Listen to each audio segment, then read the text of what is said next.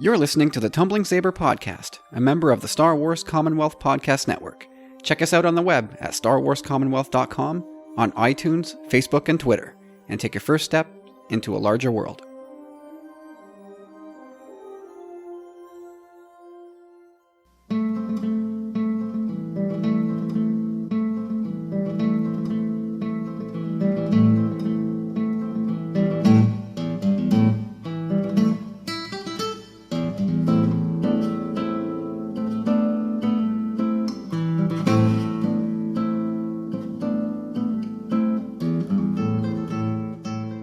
Ladies and gentlemen, welcome to episode 54 of the Tumbling Saber Podcast. It is our 1-year anniversary show.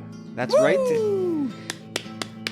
Yes, sir, indeed. It is one day. Actually, when this pod drops, it will be 1 year to the day since our first ever podcast dropped December 14th, 2015. So, for all intents and purposes, this is it, guys. Our 1 year anniversary. It's amazing how fast 1 year is gone, how far we've come in 1 year. Actually, you know what? I don't know how far we've really come, but we've tried. I can honestly say we have tried. And helping me try, a bunch of good guys who've been here along the way. Here's two of them. Corey, how you doing? Not too bad. Yourself? It's all good. It's all good. It feels like we just did this yesterday. It's awesome, man. No. How time flies. James, how you doing? Terrific, guys. I just want to say happy anniversary. The last year has been more fun than I thought it would be, gone faster than I thought it would, and the last 3 days are taking as long as the previous 362. Yep. I tend to agree. I'm having a tough time now with Rogue One just around the corner. But we got a big show, so we're gonna take a chunk out of the remaining hours with a whole lot of Rogue One talk. But before we get to that, some business to take care of with introducing a new member of the Tumbling Saber team. I bet you didn't see that one coming. But let's say hi to Steve. Steve, how you doing? I'm great. How are you guys doing? Hi, Steve. Hey, Steve. All right, so Steve at GeoAngoFet on Twitter. I'm sure you guys have heard or seen Steve before. He's been a part of the show before. He's chimed in at Talk Star Wars, so he's not a complete stranger. Nevertheless, we have brought Steve aboard. We had our people contact his people. The contracts have been signed. The bonus payment has been made, and away we go. And Steve's here because we're announcing today on our 1 year anniversary show the sort of imminent arrival of our third podcast here on Tumbling Saber channel, which will be called The Journals of the Willing. That's Willing with a WH. And I see what you did there. You did, huh? Clever boys. It's almost like we have people on this pod who like to play with words. I'd love to take credit for that. That's not mine. You don't undersell yourself, my friend. And so, I've always kind of considered the new canon, all the literature, the comics, the novels, all that stuff as sort of our weak underbelly. We just weren't addressing it enough and feeding our fans what they need to know from all that printed stuff. So Steve is here to bolster the lineup and coming to you probably by tomorrow, Wednesday. Maybe early Thursday. I don't know how the timing is going to line up, but certainly before most of you hit theaters for Rogue One, we're going to break down Catalyst, and we're going to feed you all the info that you need to walk into the theaters on Thursday or Friday or whenever you're going to see Rogue One and have a deeper appreciation for the relationships between Krennic and Erso and the Death Star and how that came to be. We're going to give you all that stuff so that you're not left out in the cold. Well, guys, I got to ask. I mean, are you going to have Corey as a guest on your first show? Corey, are you going to be done the book in time? I'll be done in time for Rogue One, but not in time for their podcast. Perfect. Better luck for the next episode. Terrific answer. He's counting it down to the wire. Yeah, it is coming down to the wire now, to be honest. I had a pretty busy week, and James has been trying to mess me up along the way.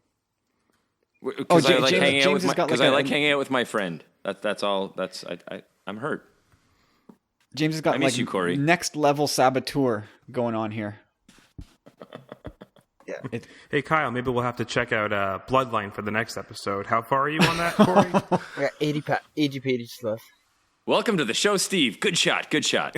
Shots fired. Well, I'll have to challenge Corey because I have not read Bloodline yet. So by the time he finishes Catalyst, I will start Bloodline. Well, And I gotta will get see- both of them done before Rogue One. Not happening.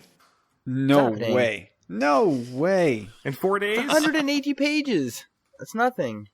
There's like 180 hours left. You have Tuesday night and Wednesday night. There's not 180 hours left. I'll be fine. Don't you worry. I'm not worried. Mostly because you don't I'm gonna care. get a picture of you. I want a picture of James feeding me calamari for posterity. That's fine. You paid for them. Nice. All right, so excited to have Steve aboard. This is going to be good, I think. We're gonna. Yeah, welcome, Steve. Welcome. Thank you, And guys. Steve's going to join us tonight for Tumbling Saber, and who knows when else Steve is going to pop in.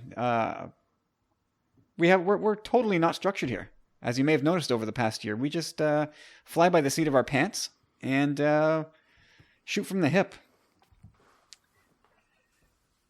And shoot first. I was going to say that. Yeah, we always like to shoot first. That's the way we do things here. And more business to take care of. Let's welcome a 6th charter member to the Star Wars Commonwealth Network. Let's say hi to the Rogue... Jesus. Let's say hi. I can't get the names from our own network right. Why don't you just say talk Star Wars 3 times? Did I double down or triple down on them? Anyway. You tripled down. Wow. Okay. Let's say hi to the Nerd Room podcast. Couple guys. Hi, Nerd Room Podcast. Welcome. And you can follow them on Twitter at the NerdRM. TheNerdRM. That's Tim. I just want to point and out, everyone. Troy. I think you can follow Troy at TroyBoy87. I How's just that want for to point some out, prep boys, work? that is what a dress rehearsal does for you. Right there. Some quality preparation. Yeah, it's nice to have another Another team kick from at the Great can? White North. Yeah, so the Nerd Room podcast out of Calgary, Alberta. So they're freezing their biscuits off the same as we are, and probably buried in significantly more snow. But they do a tremendous job talking about all the geek stuff that we know and love, including a whole lot of Star Wars, especially lately with Rogue One and Rebels. Couldn't be happier to have them aboard. I've been listening to their show for the last couple weeks and super impressed, super honored to have another really, really good podcast aboard. So now Yeah, I'm there were pissed 6. about it. It sucks. Now that I heard one, and now I found out I got to add more podcasts listening to my repertoire, which I have zero time for. So this is a bittersweet moment for me. Welcome to the show. Thanks for taking up time I don't have because you guys are awesome. It is kind of funny though. It's, of course, our loyalties now lie with the shows we bring into our network. So we're up to 6. I don't know if you guys listen to our own show, but so 5 No, podcasts. who listens to their own show, Rob?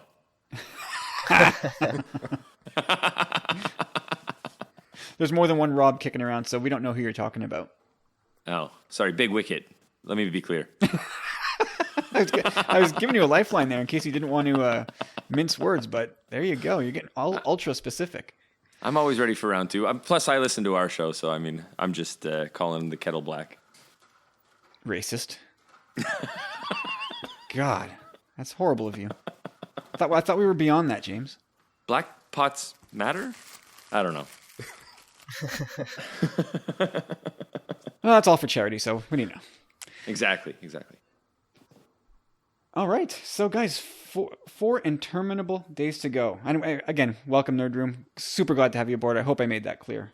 And I gave the Twitter handles. They're on iTunes. They're on Stitcher. Check them out. Because nobody else on our network really talks about the other comic book stuff. So Spider-Man, the Marvel stuff, we kind of touch on it. They go deep. So you can get your fix of that stuff with Tim and Troy, and they do such a good job. Yeah, it's what's nice. We're really quite well rounded, eh? And especially now that you guys are adding the Journals of the Willing, I think it's just there's really something for everyone in the Commonwealth. Hey, look out for the Star Wars Commonwealth, man. Quickly, Kyle, let's talk about the name, the other name that was in the hat for that third pod. It was good. So, yeah, we were kicking around some names, and this was sort of we came to Journals of the Willing at the 11th hour. But before that, for kind of weeks in the planning leading up to this announcement, the original name was Kanja Book Club. So you see what we did there, right? We took Kanja Club and we shoved a book in the middle. I mean, Star Warsception. I don't want any of that to go over everybody's head. So I really want to make sure that we're all understanding what we were talking about here. But anyway, Journals of the Willing seemed a bit more appropriate given what we think is coming in Rogue One. So that's what it is. It's Kanja Club. No, it's not. We're so confused. I guess what I'm saying is, you guys tell us what you like, and we'll go with that. Good plan. We're here for the people. We're for the people, by the people, and we're always listening. They're both gold, I'd say. That worked for the Romans. Did it? Et tu Brute? Do I hear a possible poll in the future? That's a good way to get things started. Well, it's a way to get an answer, one way or the other. But anyway, let's get into the meat of the show here. We're doing all Rogue One this week. We're going to defer Rebels talk to next week. It's all about this upcoming spin-off film, baby. So, 3 long days to go. And I remember we used to kind of count down the days. Remember, it was like 200 and some odd days until Rogue One, and then suddenly it was down to 105, and then 80. I remember turning the to double digits was like, oh, maybe it feels like it's getting close now. That's the one I remember, was turning the double digits. We all said, oh my god. And here we are, 3 days away. And we had the global premiere over the weekend, and the overabundance of rave reviews came flowing fast and furious. And I don't know, you guys caught some of that, right? You guys caught what Kyle Newman said, what Kevin Smith said. What apparently George Lucas said. Indeed, what George Lucas said. I don't know about you guys, but all of this effusive praise thrown at Rogue One, I'll be frank, it's taking me by surprise, and in doing so is jacking up my expectations for this movie even further. Like I've been sort of really impressed with everything. There's not one aspect of this movie that, like, from the first leaks of photos and rumors, nothing about this movie has made me go, oh man, I don't know about this. Like, for the moment they announced Gareth. Sorry, go for it. Go. I was gonna say the low point of this for me was the very beginning where Gareth Edwards was announced. I was like, man, Godzilla guy, great. But everything since then has been amazing. So I just want to put that out there. Go ahead, Corey. I just want to say, from the recent feedback we've heard since the premiere, I'm so stoked about it. But like what Kevin Smith said and certain people said, it seems like even though we knew that it would, but it looks like the Force is going to play a much bigger role than anticipated in this movie. Yeah, for me anyhow. That's the drum I've been banging on for a long time, that the Force is really going to take center stage in this movie, or not center stage. I'll point the spotlight on you. You said, and I paraphrasingly quote, we're going to learn more about the Force in this movie than we did in the 7 previous movies combined. I didn't say combined, but I said in any other one movie. Oh, really? I'm misquoting you and mistook what you said, because I thought that was a pretty bold statement, but I thought you might be right. I think what I think it will do is show us more about the Force than any one movie showed us. Like, so for example, Empire Strikes Back taught us so much about the Force. I think Rogue One could possibly rival that. And even if it doesn't, it's still, for a movie that has no Jedi, to teach us that much about the Force anyway seems to be definitely in the cards.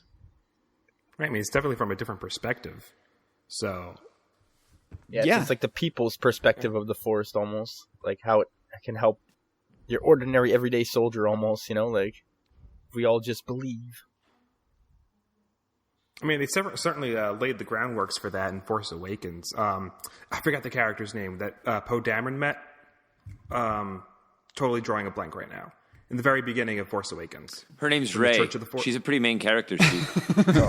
Laura Santeca. Laura Santeca. Yes, of course. Yeah, I mean, kind of just seeing that there are other people that are, worshiping and honoring the Force. And, I think just having that one little dialogue between him and Poe, we're getting, and then going to Rogue One, we're going to get that other perspective, seeing it as more of a religion that more than just the Jedi follow, which is very interesting. It really is interesting. It's something that we've not been accustomed to. 2 years ago, none of us would have imagined we'd be going down this road, and yet here we are, where the Force is going to be completely blown up. It's not that different than, and I'm not mistaken in saying that George, the samurai played a big influence on the creation of his story, right? And that's not that different than sort of the idea of the samurai, the warriors of a religion worshipped by many people. Yeah, no, the samurai, the old Akira Kurosawa stuff had a huge influence on Lucas early on. Massive influence. So it's in keeping with sort of the theme and tones and ideas that he started the whole thing off with, which I think is really cool. Yeah. So anyway, the praise that's being heaped at Rogue One, is it making you guys any more excited, or do you feel the need to sort of check yourself now and temper your excitement? I think Corey, come on, you're the most excited. You go first, Corey. You've been like basically floating around for a week. Oh no, I always kind of temper my excitement though when it comes to things like this, and I like that way I can still, I want to be blown away. Like I don't want to go in with like some kind of crazy thought in my head that's not going to come true or anything. But I'm so pumped about this movie, and especially recently, like we just had the world premiere. Just seeing everything building up to it and the excitement around it, and like it's literally like you guys said, like 3-4 days away. Like it's insane. Now, one of the things I've seen from people that have seen the movie is that there's among a bunch of things, they recommend that if you have the time, take one last opportunity to watch A New Hope before you see Rogue One, because they said literally this is going to reframe so much of A New Hope, which is mind-blowing to me. So I did watch it last weekend, expecting that that would be my last window of opportunity to watch it. So, I may have seen A New Hope with my own 38-year-old perspective for the last time. And after Rogue One, 3 days from now, it sounds like a virtual guarantee that we'll never think of Rogue One the same way ever again. So, Steve, never think of The New Hope the same way. Yeah, excuse me, exactly. Does anybody, Steve? Do you think you'll have a chance to watch A New Hope one more time?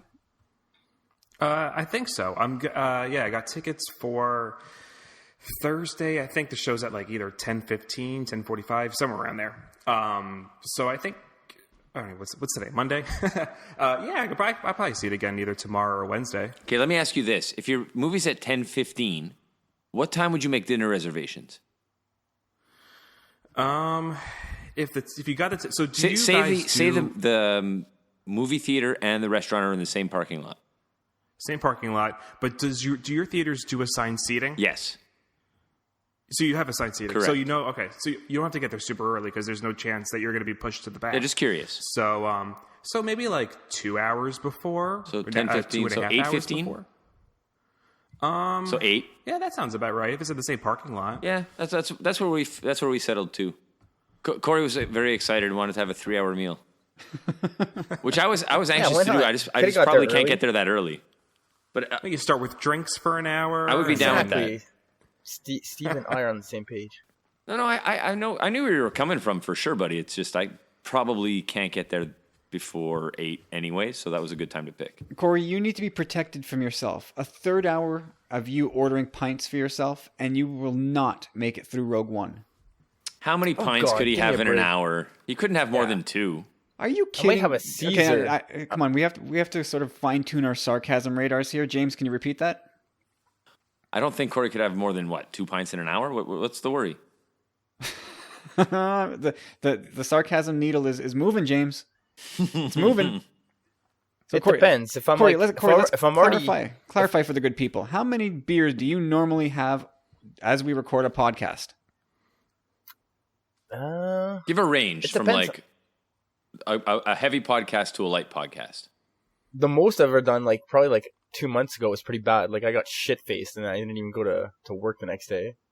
But I think I drank Nice. like I think it was 8 or 9 beer, which was really That's not bad. that bad. As we That's not recorded. that bad. Yeah. It takes us like 6 hours to record. No, but I had started earlier. We got to recording late, but and I think yeah, I last mean- week I think you hit an even 6. no. 7 No, or 8. I've been cutting back lately. I've been like 2 to 4 recently. Anyway, yeah, no. all to say, if you're gonna have a bunch of beers on Thursday, what I think you should do, Corey, is have a bunch of beers every night this week to prepare for it, so you don't miss the movie. Don't worry about reading. No, that's one thing that doesn't jive. It's true. But I don't know. This sounds like the makings of a Star Wars drinking game. We used Welcome to have the we used to have a podcast, Star Steve. Wars. We used to have a drinking game on this show. I think every time Corey said basically, you had to drink. Or literally. Something. He Yeah, may if have you- moved from basically to literally once we pointed it out. So hey, there's something you guys can do listening to the show. If it's morning time, well, I feel sorry for you. But if it's the evening time, and you got nothing to do tomorrow, and you just want to get liquored up, take a drink every time Corey says literally, and chug every time he says basically. And we'll see you Thursday. Sorry, back on task, boss. Back on task. Eyes on the prize. All right. I don't even know where we were. So we were just kind of talking about our excitement levels, and I mean, obviously we're all very stoked, and these positive reviews have done nothing to stop that. So with that, I think we can move into our newly formatted news segment, which we're going to kind of entitle Ashla Bendu Bogan. And so how that's going to work is that we're each going to pick a news item from the past week, and we're gonna tag it Ashla Bendu Bogan. One for things that we like, or things that we don't like, or things that we are kind of on the fence on. And so, with that, Corey, why don't you reach your arm into the grab bag, pull out a news item, and give us a title. Where's Ashla Bendu Bogan? All right. Well, I know right off the bat it's gonna be Ashla, and we're gonna pull a little loophole here, Nice. and we're gonna talk about Rebels at the same time. Even though you said we couldn't, and it's all Rogue One. But yeah, that recently this week, like I literally had the privilege, like I was on Twitter, Drink. which you know. No, anyhow, I was on Twitter and I was like, you know, I don't get on it all that often when I'm at work, so you know, I saw there was something that was posted probably about 7 seconds earlier, and I was like, okay, what is this? And then lo and behold, it was the Ghost, and I was like, oh! And right away, I just copy pasted it, like sent it over to you guys, and I was like, do you guys see something here? You know, and yeah, like maybe 5 minutes later, like fandom was just going bonkers, which was awesome. Yeah, that was very cool. I got pretty excited. Yeah, James actually called that right, probably 2 weeks. We ran a poll about it, and James said that would be a cool cameo. Like, so props to James. Yeah, Yeah, thanks, man. That was that's coming a off big, of huge stick tap. a right in the shins. You can both give me the little whack. Mark from Talk Star Wars asked us to predict something that was unforeseen coming, and I said I think the Ghost is going to make an appearance. I got it wrong though. I said in a hangar, but still, it was pretty cool to see it. To see that shot. Counts. I think It counts. You said the Ghost. Close enough. Close enough. Because that was a reach. Well, even in the poll that we ran, we said like not who makes the most sense, but who would the fanboy or girl in you want to see in the movie, and it was a 4-way race, and the Ghost was 2% behind. It was Leia. Didn't Leia win that? No, it was R2 and 3PO. Mm-hmm. Okay. Yeah, I mean, I remember I was on my lunch break when you sent me that picture, and I was like, well, not knowing a thing about it, but that was the first I had heard about it. I was sort of off the grid at that point. And I said, well, if this is real, it's probably a screen grab from an upcoming video game. This can't be from Rogue One. And then I flipped over to my Twitter feed, and there it was, people doing backflips that the Ghost was actually in the latest TV spot for Rogue One, and I couldn't believe it. I couldn't believe they actually went there. I think it's really cool, and for a bunch of the fans, because on Twitter there was a reaction in a lot of ways, and so everyone I pointed this out to sort of calmed their horses if they were excited. Just because the Ghost is in it doesn't mean any of the crew necessarily have to have made it this far. A bunch of fans think certainly the Jedi and maybe the whole crew shouldn't make it 2 years more than the story's telling, or all of them anyway.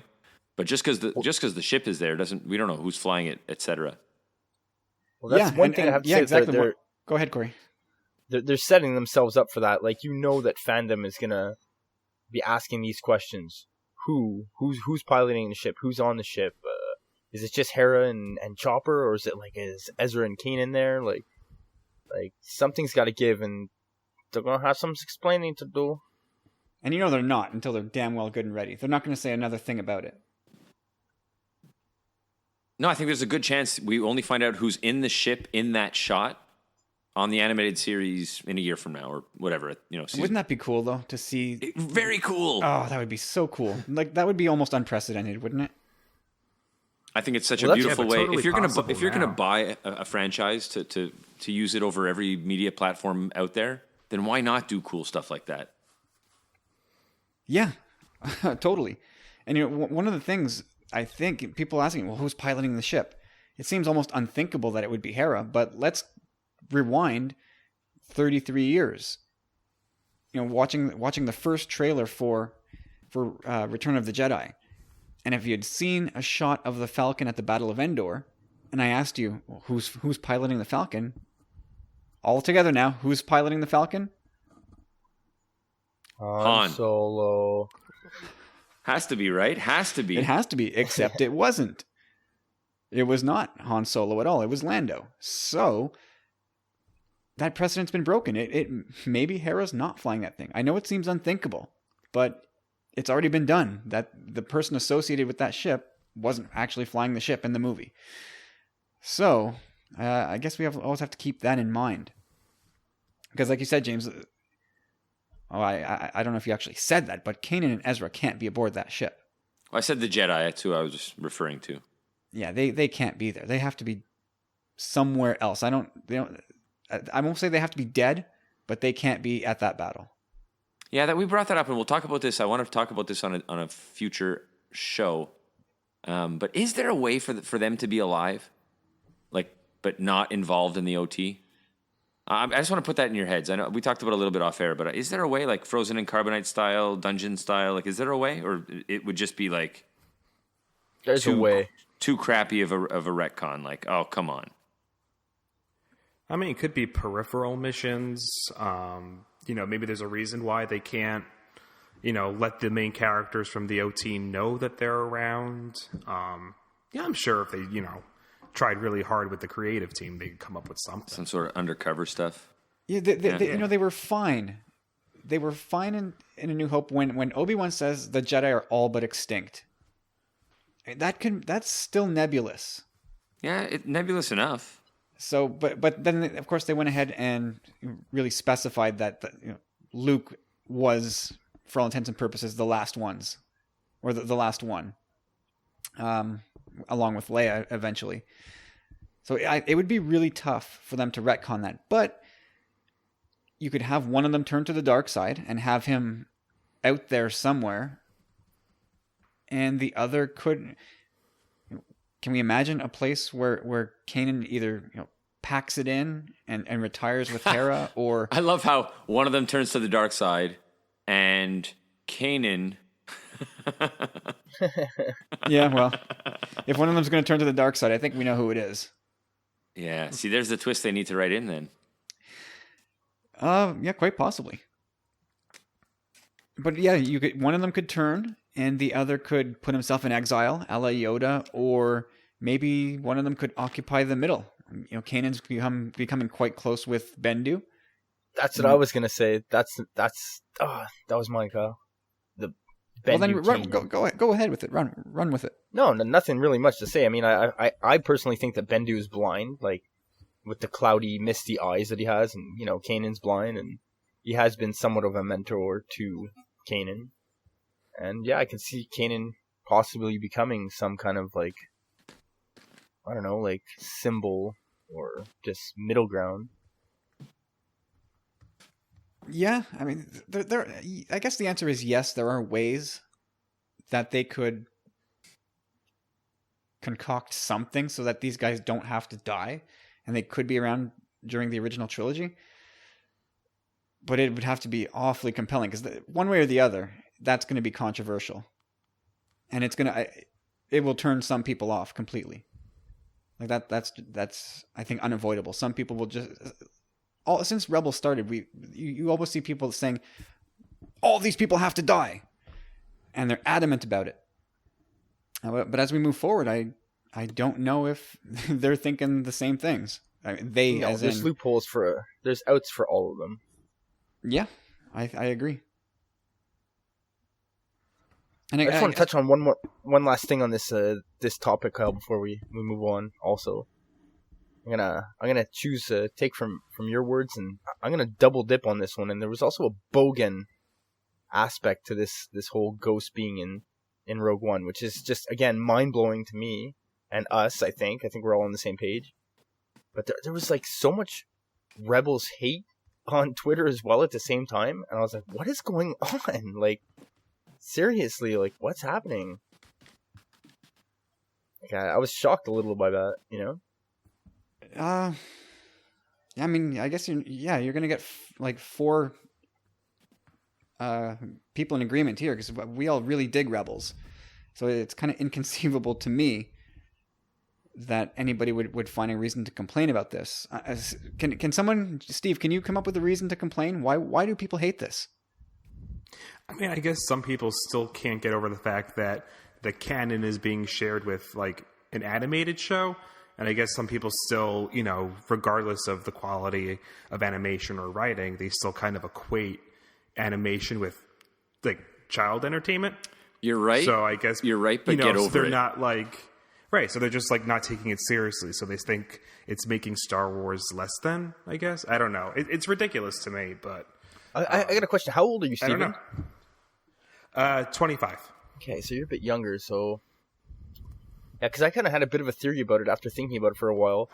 I was thinking that, Rebels to me personally has that old school vibe of Star Wars original OT trilogy, right? Whereas the Clone Wars was obviously part of the prequels. And don't get me wrong, I loved it. I thought the Clone Wars were great, but I feel like I have a deeper connection to Rebels. And maybe it's because of my age. Well, I mean, it's interesting, though, because, like I was telling the guys earlier, like, I actually didn't grow up with Star Wars in the sense that it's actually a relatively new passion for me. Like, my fiance actually got me into it about 5 years ago when we met. Really? And it's just like, I had seen the original trilogy. It just didn't click with me when I was little. I mean, as a 90s kid, it was just kind of all, like, Pokemon and that kind of stuff. I mean, like my dad and my parents grew up with it, and like it was there, but it wasn't really until college that I appreciated kind of I guess the war aspect and kind of like the deeper levels of it kind of really drew me in. And I guess in college it just kind of needed that escapism. So it was just like a perfect storm, and I just kind of got sucked in. But yeah, I don't know, just totally different perspective of getting into it. Nice. So it's like, it's weird because I never had that moment where it's like I saw the prequels and then I was like, well, this isn't quite like this other Star Wars. I kind of like, I got into it when it was all Star Wars. So I never had that like moment of comparing. Wait, what order did you watch them in first? I saw 4, 5, 6, and then I went back and watched 1, 2, 3. Cool. All right, so at least we know your fiance is cool. Okay. Oh, yeah. No, I mean, he's not a big prequel fan. I actually am more apologetic to the prequels than he is. I'm the least apologetic for the prequels, I think, on this show. Although I really like episode 1 most of all, which is, I think, unusual for people who like prequel movies. I think there's been a little bit of a renaissance, a little bit of a mini love-in for the Phantom Menace in the last, I want to say, year or so. I think it's kind of been in response to some of the hate that George Lucas has gotten, like the thank God he's gone type stuff. And I think some of the people who really enjoyed the Phantom Menace and the prequels as a whole have been pushing back. And you know, a couple movies have come out in defense of the prequels. A lot of really well-written blog posts have come out and have gained some traction. I love the Phantom Menace, man. I saw it, like we talked about this, I won't harp too long. I saw it a bunch of time in theaters, and it was magic for me. Yeah, it was a great time for me too. I look very, I have mixed feelings about the movie, even though I have come to like it a bit more over the last few years. But yeah, I mean, I look back on that time period very fondly, even though I revealed a very unflattering story about myself at that premiere. I still look back on that summer and the whole 2-3 year run in to the Phantom Menace. I look back on that with a lot of fondness. Episode 41, go check it out. Was that? Are you just throwing that out there, or are you that on the money? I am that on the money. Take it to the bank. Episode 41. All right. Wow. So, okay, one last thing while we're kind of on the Rebels tangent here. Do we anticipate or expect that one shot of the Ghost is going to be the one and only Easter egg to Rebels in Rogue One? No way. You think there'll be others? I think there'll be Easter eggs all kinds. Now we're hearing there's going to be a shout out to the prequel, some sort of cameo. I think they will take these opportunities. Hopefully not to a fault. I hope we're not like bombarded with cameos and Easter eggs. But I don't think we will be, and I think there'll be more than just the Ghost that lets you know that Rogue One is building its way towards that time in a related way. There's no way the Ghost crew is working with the Rebellion to even die and not be like factored into like some of this new story writing. These people are all working together. There's no way they don't want to high five each other and be like, "That was fun," Well, that's what's so cool about it. Like you look at Rebels and the Phoenix Squadron and everything that's happened to the crew. Like it is the genesis of the Rebellion. Like look at Sabine's artwork. Like Phoenix Squadron, the Phoenix that she draws, eventually becomes the emblem for the Rebel Alliance. Like it's insane. No, they're too important to just fade out of existence before this story. So definitely more than just that shot of the Ghost. Yeah, I tend to agree, and I would say that we need to pay very close attention. Especially, I would say the scenes on Yavin 4. I would say we need to pay very close attention. Yeah, I'm anticipating a lot of like blink and you might miss it moments. Agreed. Yeah, and I think we're going to have to not only use our eyes, but our ears. Sometimes you hear some some interesting things in the background noises in Star Wars, and it's another way to bury an Easter egg. It doesn't have to be a visual thing. It could be an audio cue as well. So we're gonna I have wanted to to ask you, Kyle, are you bringing a notepad or anything? no. Okay. No. Not the first time. The first time I just want to watch and enjoy. The second time I just want to watch and enjoy. Maybe by the third viewing, maybe I will. But I didn't do that for The Force Awakens at any point. So why start now? How soon after do you guys plan on seeing it a second time? I'm going back on Saturday. I think Kyle's got tickets on the Saturday show. My brother texted me as we were starting saying, "Do you have tickets yet?" And I said, "Yeah, I have for the Thursday." He said, "Oh, damn, I wanted to go Thursday." So I think we'll see it on the Friday or Saturday together. Nice. Corey's Yeah, I'm very not quiet. sure. Yeah, I don't know. I'd like to go see it with some friends. I'm trying to get my wife to come with me. You should come with my brother, Corey. We'll all go together. My brother's a cool dude. You guys will get along. We'll check it out on maybe the weekend. This weekend? Yeah. That would be awesome. And Steve, how long will it be for you?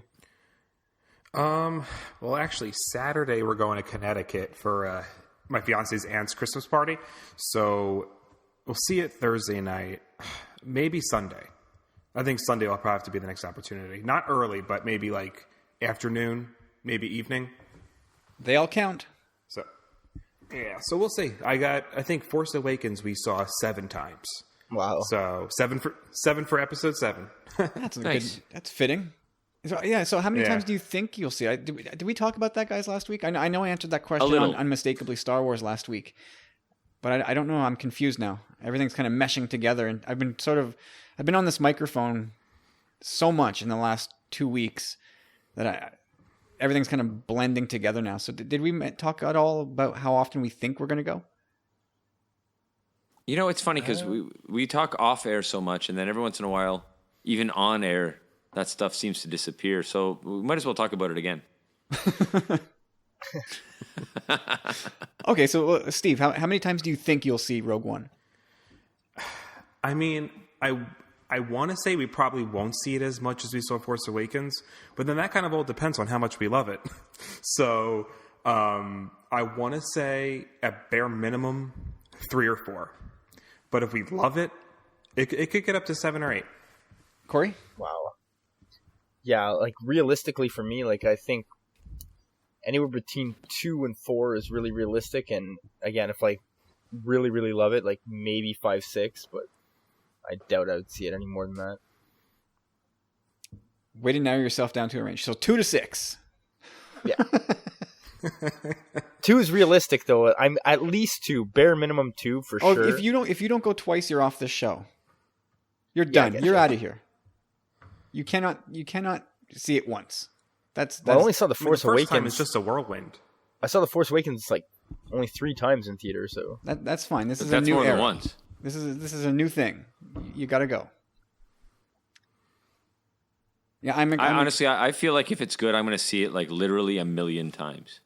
wow. literally. Literally 1 million. Drink. Just going to move into the theater for a couple of years. Yeah, that's basically impossible. Drink.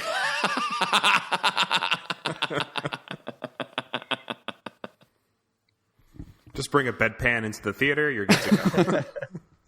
Hey, real quick, Steve, Kyle, you can edit this out if you want to, but do you think it would be torturous to get a preview to all of the upcoming Star Wars movies unreleased ever to be made?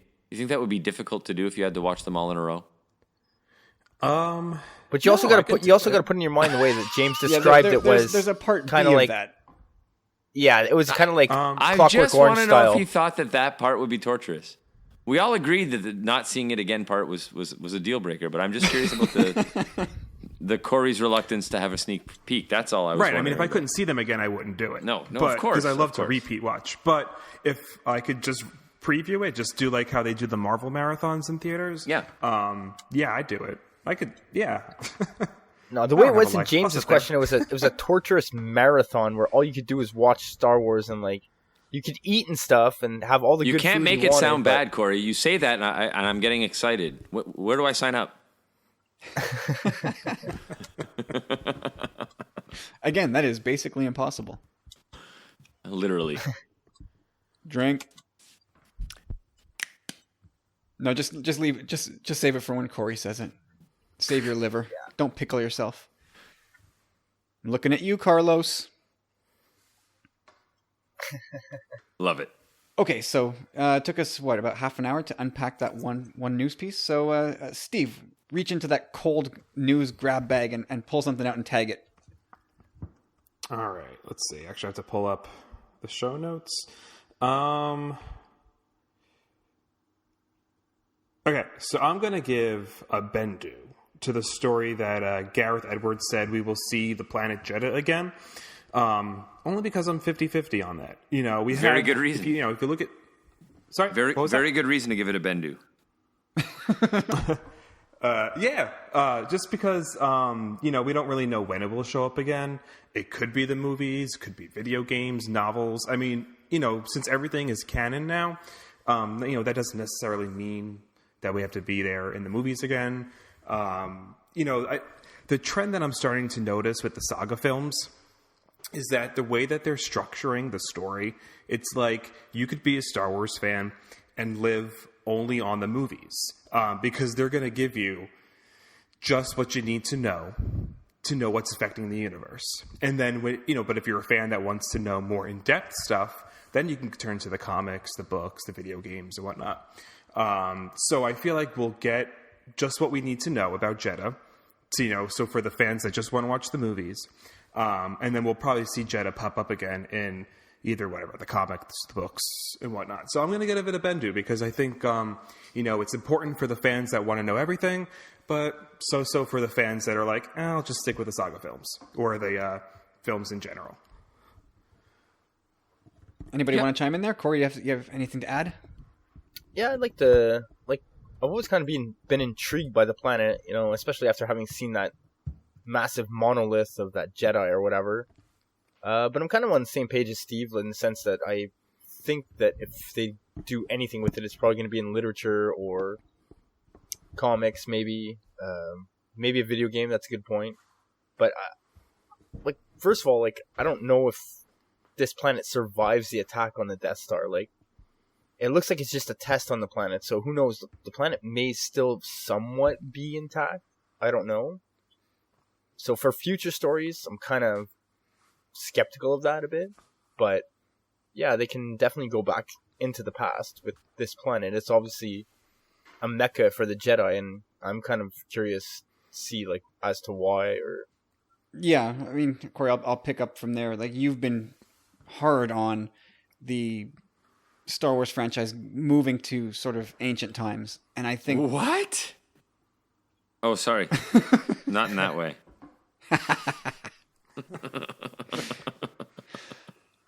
Lord in heaven, help us. So, Corey, that's been your thing, to go backwards in time. And I think as we move ahead here, I think that becomes more likely. And I think that we're going to see lots of Jedha. And I think we're going to get it in definitely in print, for sure, in comics and novels. But I also agree with Steve that video games is probably a very reasonable place to expect it, because then time doesn't matter. You can be in the past at any point. They don't have to worry about Jedha in episodes, anytime in the original trilogy or the sequel era. It seems like Jedha is going to be toast by that point, but it's going to have so much lore to tell us that away we go. Let's unpack that place from what went on there previously. Yeah, if they do something in the past with their next animated series as well, who knows? Yeah, and I guess I have more to say about that later, whenever we get around to recording Sith Disturbers and we talk about your poll. I've got things to say there. Oh yeah. All right, James, you're up. Okay, my turn. Fine. I'm looking at the show notes and I'm picking out, for me, something that's definitely Bogan. And the rumor is Forces of Destiny. Forces of Destiny? Episode 8.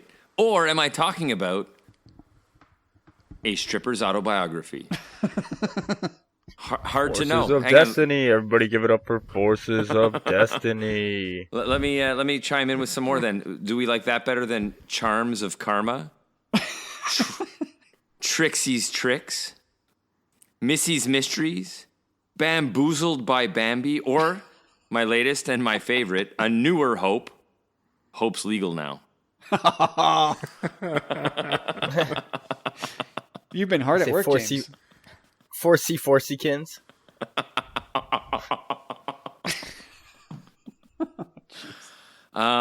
Awful. I hope, and I think most of it's been a couple of days since that rumor sort of dropped and the dust settled, and most people sort of feel like if that trademark, which is a legit trademark, if it means anything, it's probably tagged to a video game, which isn't so horrible as a video game, Forces of Destiny.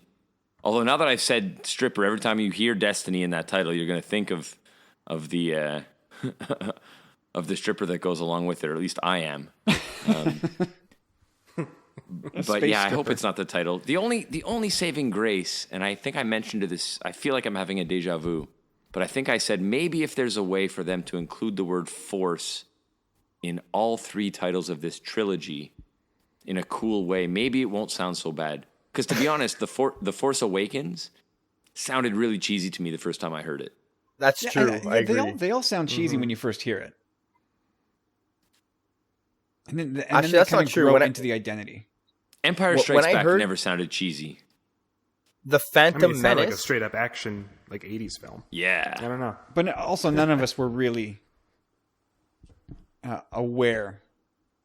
I mean, James, as the elder I'm the oldest. You're the elder statesman here. Can you honestly tell me that you remember the day you heard that Empire Strikes Back was the name of the Star Wars sequel? No, sir. I cannot do that. But I can tell you that I never thought it was lame. Doesn't matter that I was only 8. I never thought it was lame. Yeah, Yeah, I at that agree. age, it's cool. At that age, everything is cool. But eventually, I thought Attack of the Clones was a little weak. I found in the title wise, but the first, part 1, when we finally heard the title, The Phantom Menace, I was like, oh my god, like that is so cool. Like, what could it mean? Like, so many questions. Yeah, I always liked that title. And all to say, The Force Awakens, to just bring it back to where we were, The Force Awakens as a title now sounds totally legit to me because I know the movie that goes with it, and I like the movie.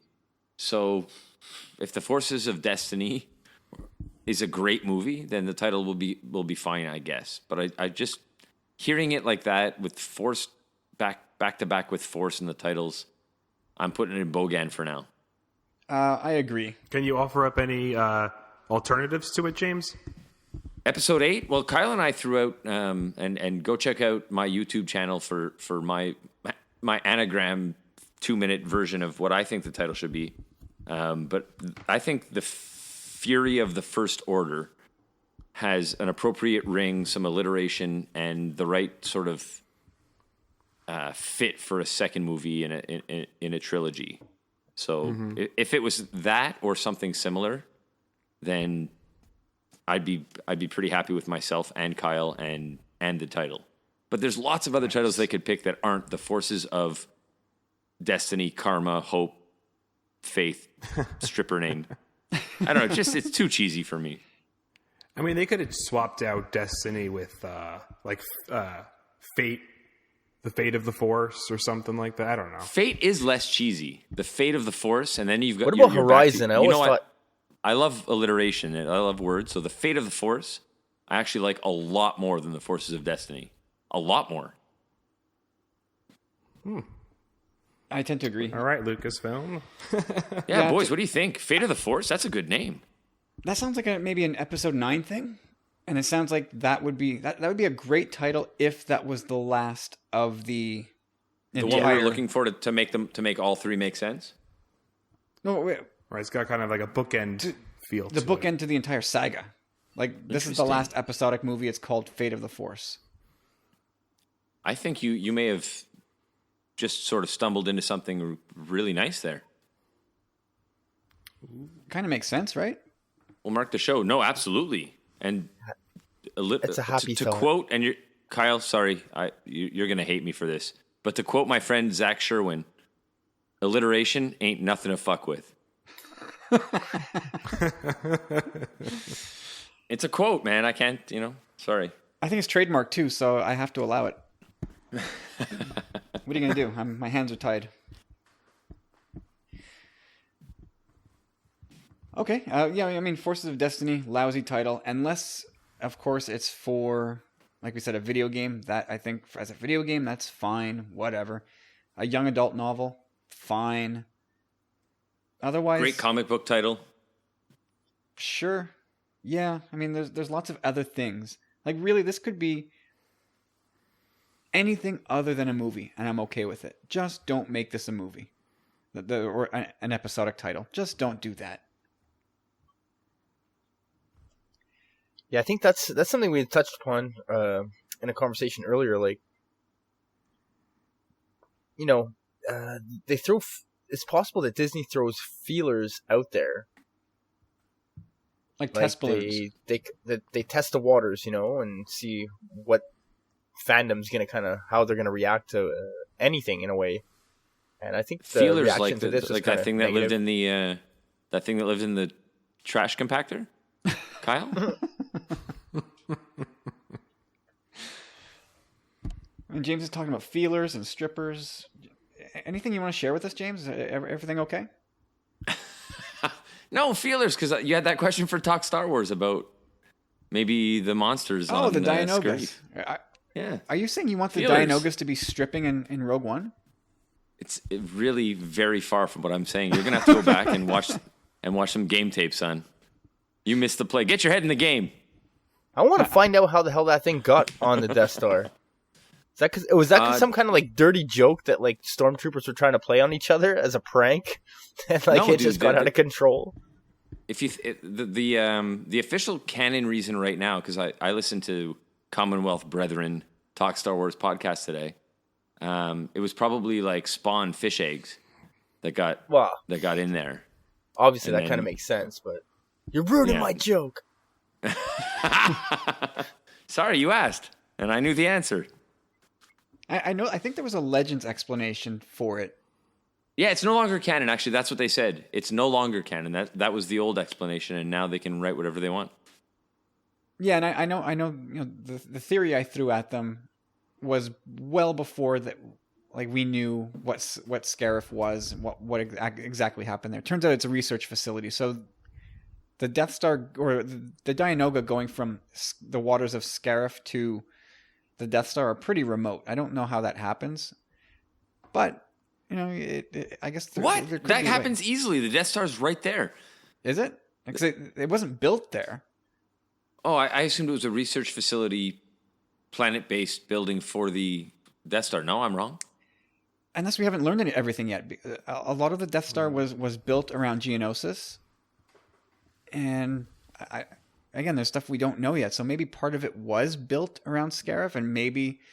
Even if pieces and pods were built there, and so they send over like the garbage compacting units, from there with whatever, I don't know. However the lake water ends up on those pieces, but like if it's spawn and eggs, it's really easy for that to grow in a garbage compactor, and you can rewrite that in a lot of different ways. Yeah, for sure. All right, I'm going to stick my arm in the grab bag here, hope to not get bit by a Dianoga, and I'm going to yank out the Rogue One soundtrack listings. And so... So Star Wars Newsnet dug up this news item, which of course the news leaked in Europe last year for the Force Awakens track listing, and it leaked again in Europe for Rogue One. And so in going through the track titles, nothing. I mean, you can get a loose skeleton of the movie maybe if you look deep enough and if you know enough about the movie. But I wouldn't say that. I gotta ask first. Like, I'm so confused. Is this an Ashla topic or a Bogan topic? What's going on, Kyle? Seriously. Can I please finish? Holy Lord! If you must know, Steve, hang on. I'm gonna time out. Steve, this is what I do when this happens. They're brothers. So you just sort of laugh to yourself and then let it happen. Yeah. No, I have a brother. I know how it goes. Awesome. I got 2 brothers. I'm the oldest though, so I got to kick everybody's ass. But still, you got to just watch it happen. No, this is the Star Wars soundtrack. I'm giving it an Ashla, if only because I heard a couple clips from Michael Giacchino's work, and I think it sounds really, really good. I think it was an area of concern for Star Wars fans. How would Star Wars music sound without John Williams? And I think two very small snippets that were posted on Entertainment Weekly last week, I think we can relax a little bit. I think the score is going to sound great. But in looking at the track titles, I'm wondering if any of you guys were able to pull any additional insight from the movie, or if something in particular piqued your interest. I'll go first because I don't know. It just feels like that's how it should be. It should go. It just feels like we've done this before. You guys having like a flash force feeling? It feels like we've done this before. Force deja vu, a little bit. So, first of all, if you asked me yesterday if I would have listened to the sound snippets, I would have said no. But today, my answer is different, and I got to take in the sound that went along with the titles. And I'm going to say, if the titles alone, reading through the titles made me feel very Star Wars at home-ish, listening to the small clippets available just reinforced that. I'm pretty pumped. I'm definitely pumped, and yeah, no, there's a lot of positive stuff, and there's a lot to read into. There's some stuff that seems like it's pretty straightforward when you read the titles. What must be going on, what we think will be going on, and then there's other stuff you're like you can just sort of guess, sort of vaguely interpret what might be happening in the way you most see fit to your own desires, which is really fun. Definitely. And so anybody who's listened to the show on a consistent basis, maybe you've heard what I think is going to be the last few minutes of Rogue One. And the way I saw it playing out was the transmission of the plans, the successful transmission of the Death Star plans to Rebel Command, which then get forwarded to Leia. And I think that is going to be highlighted in track number 19. And then I think we moved to track number 20, the Imperial Suite. And I continued on to say with my theory, which is looking better and better by the day here, that one of the second to last scene will be Vader and the Empire heading off in pursuit of Leia's ship as it heads towards Obi-Wan and Tatooine. And I think that's where we might hear the Imperial March. And then finally, I think a lot of people kind of expected the movie to end there. But in thinking more about it, I said, this movie is about Jyn, and it's about this team and what their story is. So I think the last shot of the movie is going to wrap up Jyn's fate, and I think it's going to have something to do with the Force. And track number 21, which we can expect to be the end scene rolling into the credits, Guardians of the Whills. I think that's going to have a lot of Force undertones to it, and I think it's gonna really, at least in the movie, gonna tell us what's up with Jyn, what happened to her, or what didn't happen to her. I had to re-listen to that track today because of our friends. Again, I'm going to mention Talk Star Wars, but what they talked about, and Mark really wants a sequel, even though Kathleen Kennedy said no way.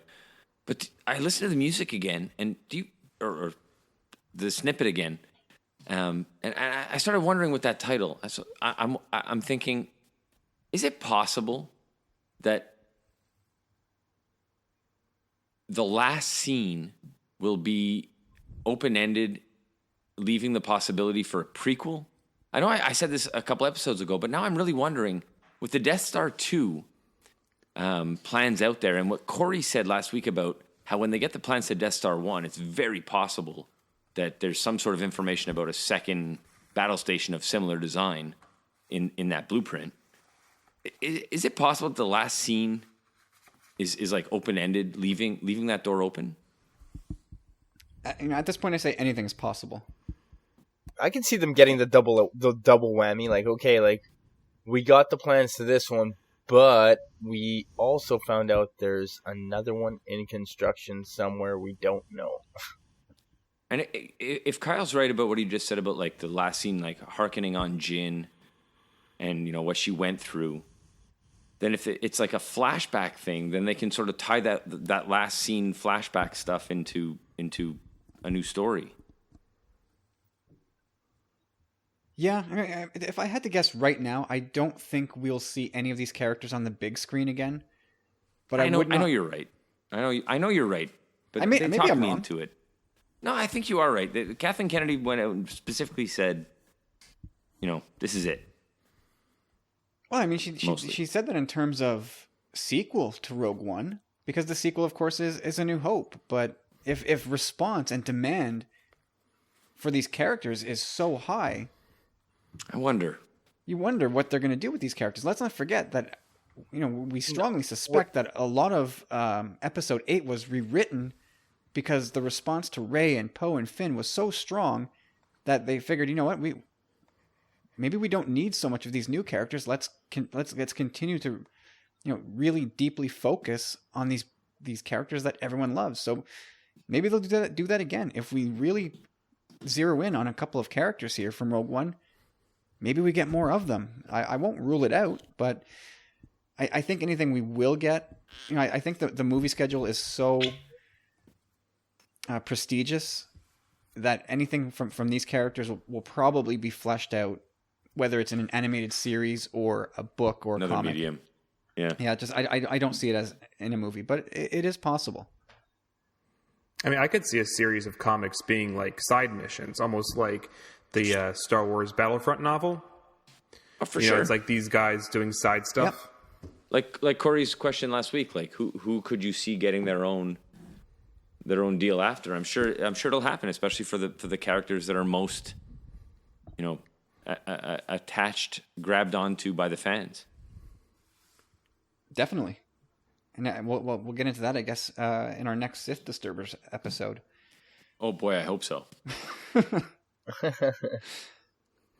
right, guys. So before we get out of the news here, so let's throw our final thoughts on Rogue One. This is our last chance to tell the world what we're expecting for Rogue One before we actually see it. Steve, why don't you any final thoughts in a brief bullet point form? Yeah, I mean, the more we're talking about it, the more excited I'm getting for it. But I think the excitement for Rogue One is just very different from the excitement for The Force Awakens. I'm excited not just because it's a Star Wars film, but it's the first experimental Star Wars film. I mean, this is our first step outside of the saga. So, I mean, I'm just excited to see it from, see that world from a different perspective. I mean, we've had the novels, we've had the animated show, but this is really our first time getting other characters outside of the Skywalker story. So, just really stoked for that. And like we said, from the first time we saw images, it just looks like a beautiful film. So I'm just so stoked for that. Preach. I agree with the visual. That's part of what I'm going to say about it too. Yeah, I mean, I'll echo that. James, you want to run with what else you're thinking? I can build off what Steve was saying for sure. I think we shared a lot of the same opinion on that. I think it's something that I hadn't thought about until like this week. We were worried, how will they market the movie? How will they build this movie? How's it going to go? We want it to be good. We're fans of the saga. We're fans of the franchise. We want it to be great. So concern sort of maybe clouded my perspective and view. And if I would have sort of taken a step back, something I realized this week is that this, like Steve just said, is the first step out of the saga, out of what works. So at every turn, it's like I'll build it or compare it to something. It's like an architect or a home builder building their first house to try to get a contract. Like if any of the houses are going to be well made, it's that one that'll be studied and looked at and examined over and over again. I think that this movie has probably been under the microscope more than most will be after this, and so it may not be adventurous and it may not take a lot of risks. It may be a lot of what we expected, a lot of what they marketed it to be will be what it is in terms of action and impact and not a classic Star Wars movie. But I think it won't take so many departures and risks that it won't feel super fun and familiar and be a really fun ride. Like they're building this to be the first step so they can do more of these. And so they'll make sure it hits the feels for Corey and a lot of other people. Yeah. So Corey, what are you thinking? I agree with all what James just said, by the way. Yeah, like both James and Steve. Well, what we talked about earlier in the beginning of the pod, basically the Force aspect that we recently learned about is kind of it's kind of yeah. It's really interesting to me, and I don't know, the build up and everything about this movie. Like just the war aspect, like you guys said, it's different. It's the first Star Wars story. The possible tie-ins that it maybe can have to other things, like maybe even Rebels, the mention of Obi-Wan or Leia, possibly seeing Leia. It's all. I'm just so fully stoked for this. Like I'm so pumped up. I'm so ready to see it already. But predictions, other than that, I don't really have any. But the trailers and everything have just recently, like, there's just so much of it now that every time I see it, like you guys said, it's just so visually pleasing and stuff. And yeah, I wanted to hark on that too, but I started to ramble. But visually, I think this movie is going to be epic. Yep. Yeah. From the very first trailer, they started off big, giving us these large scale shots of the Death Star and Star Destroyers juxtaposed against the Death Star, and then hovering over Jeddah. And it was just these amazing visuals that we've never seen before. And then with every subsequent trailer, it was just more jaw-dropping visuals, stuff that I would love to just freeze frame and put on my wall. And I fully expect that for this to be the best looking Star Wars movie of them all, which is saying a lot because The Force Awakens looked really good. Bold call. And for the 80s, late 70s and 80s, the OT looked amazing. Yeah, absolutely. And I'm expecting this movie to be more emotional. I don't know why, because I think emotion in a Star Wars movie, I think, is to be expected. But I think that kind of got lost in the shuffle in the narrative of the gritty war film. We all kind of just expected this to be explosions and grit and blood and screaming chaos. But as we've come to learn, a lot of this is going to be about the Ursos and their broken family and the emotion associated with that. And I think that's going to be really relatable to a lot of people. So I expect that we're all kind of going to get punched up in the feels here. So it has to. Oh, for sure. I mean, the story of Star Wars has always been family. Yeah. It has to be a person. It has to, if it doesn't touch you personally, it'll be. And this is part of the problem with the prequels. One of the things people complain about is it didn't feel personal. Seeing clones kill droids, it was cool. There was a lot of great action, but to make Rogue One feel, the reason Saving Private Ryan felt real was because you knew someone in your family who was there. Uncle so-and-so, great uncle so-and-so, grandfather so-and-so was there. So when you saw that scene, it was crazy relatable. And if they want Rogue One to have impact like that, we have to care a lot about some of the people involved. So I totally agree with you that if this is going to be as good as we think it is, it's going to hit you in the feels pretty hard. Yeah. Yeah. And I only say that now because I really do think that aspect of it got lost in the excitement of the ATATs, ACTs, I guess, stomping everywhere and all these really cool things that we saw in the trailers. But yeah, like Steven said, at the core, Star Wars is about family, and we're going to get that again. So I putting it out there now. Let's not forget that. And overall, I can just say that my expectations for this movie have risen with every single news piece, trailer, TV spot. Everything about it has just been on point, A to Z, and I'm expecting to be blown away. Truly blown away by this. And the thought of having A New Hope especially, and the original trilogy as a whole, reframed, recontextualized, where we're going to have to sit and talk about how Star Wars has been affected going forward. To me, that's mind-blowing. And I don't know how that's going to play out. It makes me a little bit nervous, but we're going to have that talk here on this podcast of the things that are now different, both on a personal and, I guess, objective level. So I'm really looking forward to that. But now we can now bring our friends into the podcast. We're going to forego the Rebels talk this week. This is where we would normally do Rebels. But for the interests of keeping things Rogue One themed, we're going to skip that. We're going to punt that till maybe next week, maybe the week after. Who knows? We got some time before Rebels comes back. And we're going to... Whoa, but this is when I pee. Just go, man. Just go. Harry and Lloyd style. Let's hear from Ads. It's time. It's about time we bring Ads into the show. So let's hear what he has to say. Hello, chaps. So, with excitement levels probably at fever pitch for the three of you, Rogue One almost upon us, I have a Rogue One-based question for this week's edition. With Vader, obviously in the film, I wonder whether he might get to show off a little bit. We've been told that there probably won't be any lightsaber action, but with The Force Awakens to mind, and that scene that Poe Dameron took centre stage for with his X-Wing one-man show, I wonder whether Vader might do something similar.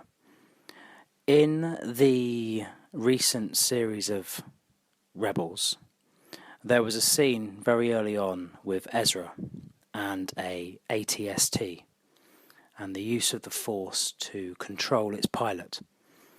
And I wonder what you think about a possible scenario where Vader uses the Force to control something like that, and very much steals the scene. I know that James, obviously being a huge Lord of the Rings fan, would appreciate that in pretty much every one of those 3 epic movies there was a Legolas scene. A scene where he effectively took down half the army single-handedly. And I can just see Vader doing something similar in Rogue One. I think he's definitely going to need his wow moment. The one scene that will leave everyone in no doubt as to how powerful he is. And then my second question concerns the many, many different masks and helmets that appear in the Star Wars saga. And quite simply, I would like to know, which helmet or mask is your favourite and why? I hope you boys have an absolutely fantastic experience on Thursday watching Rogue One. And no matter who ends up paying for the Akbar, that you all have a really good time, and look forward to hearing about it on the next pod. Take care, guys. Bye. And there goes Ads. Thank you, sir, for your fine contributions again this week. And let's get moving, guys. So, James, is Vader going to do his thing in Rogue One in a way we've never seen before? All right, so real quick shout out to Ads, our favorite knight. Great questions, as always. And after a year of podcasting, it's nice to recognize the really great people. And Ads is one of the really, really great people. So, I'm gonna shout out my brother here as well, Scotto. So my brother told me a couple weeks ago at a party he thinks that the PG-13 rating for this movie comes from the fact that Vader will be so badass, unleashing some sort of violent terror that PG-13 rating is required. I'm going to go out and say, sorry, Scotto, if ever you listen to my podcast, hey, thanks, man. But you're wrong.